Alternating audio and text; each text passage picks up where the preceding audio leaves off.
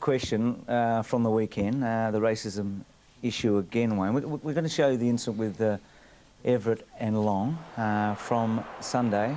One thing that's obviously come out of all this, Wayne, is there's no confidentiality anymore. I mean, last year we wouldn't have known at this stage what has happened because there's been no formal report, I believe. There's an investigation going on. Peter Everett getting a free kick. Just before I get a comment from you, Mark Doran from 790 News, when he spoke to Michael today about his knee injury, also spoke to him about the system and whether or not he felt it was working. The fact that it has raised its ugly head again, does it mean perhaps that the system's not working? Yeah, it probably is. I mean, it's very hard in a one-on-one situation, I suppose, for umpires to hear this, but I don't know, that doesn't exclude, you know, any player or the rule. I mean, it's just the same as the workplace. It doesn't matter if anyone heard it or not. People get sacked over it. What has happened today, Wayne?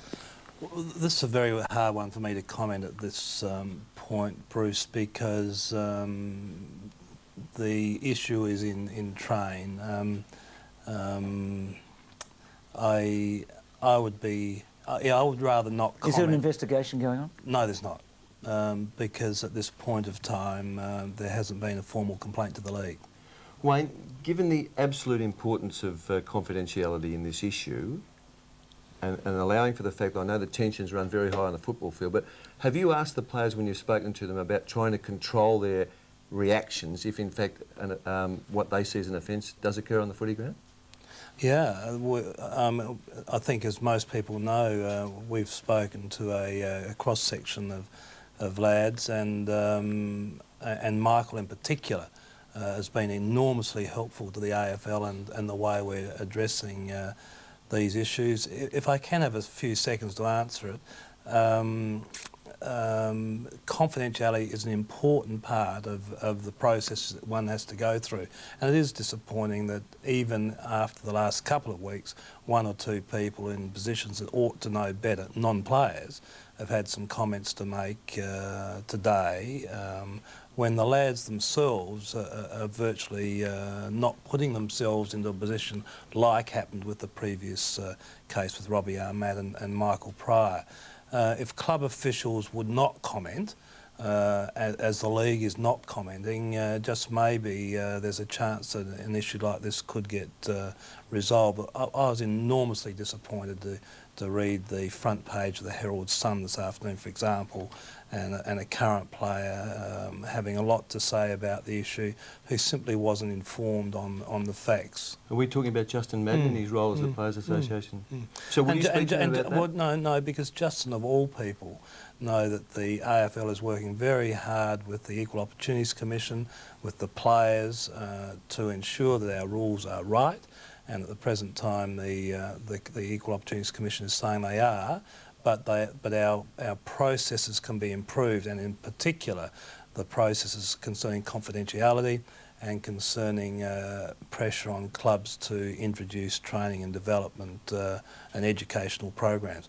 But look, we shouldn't kid ourselves. I believe that this problem is an educational problem, that you won't stamp it out of any game by penalising people or punishing them, that it's a social problem that may take years to get out of all sport, and education is the best weapon, not the thumping and the fining and the punishment of players. We've heard the term education. What exactly are you trying to educate people on? I mean, what does the education process teach?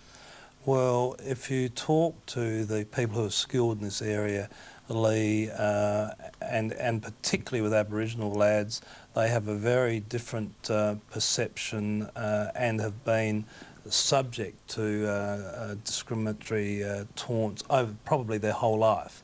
And when you talk to Michael Long and Michael McLean, and I haven't met with Nicky Winmar, but I understand his position is similar. They're putting their stake in the sand and saying, look, we don't want young Aboriginal lads coming into the game today at 17 or 18 years of age, like we did, and have to accept for the 10 or 15 years of their professional football career the same sort of taunts or pressures that that they were subject to. So they're a role model for the younger generation. But they're not the people you're trying to educate. You've got to educate the non-Aboriginal people.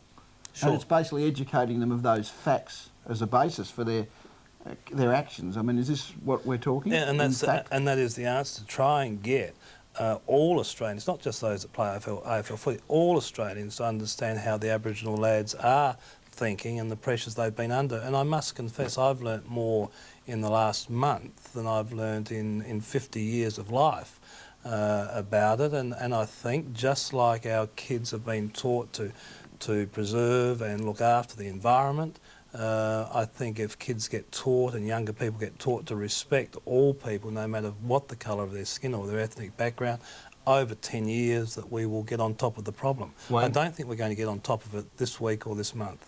When will we know if there's a case to answer from the St Kilda Essendon game? I don't know the answer to that question, Michael. I think that rests very much with Michael Long and Peter Everett. We'll leave it there.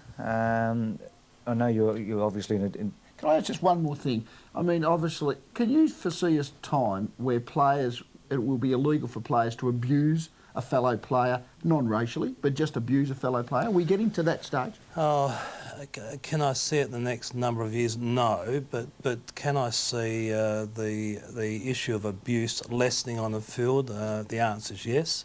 I think some of the language that is on the footy field and in all sports is unnecessary and ought to be lessened. But we've got to remember, it's not the sport, it's not football teaching kids to swear and curse, it's society and families and the environment in which we all live and work. But so, short answer to your question, Leigh, I think over time it will lessen, but I can't see it ever disappearing because it won't disappear on the factory floor, in the vineyards. But you can make a rule to make it illegal on the football field. Can you see that happening? Making a rule to stop people abusing. I don't know where the line between abuse and gamesmanship would start and finish.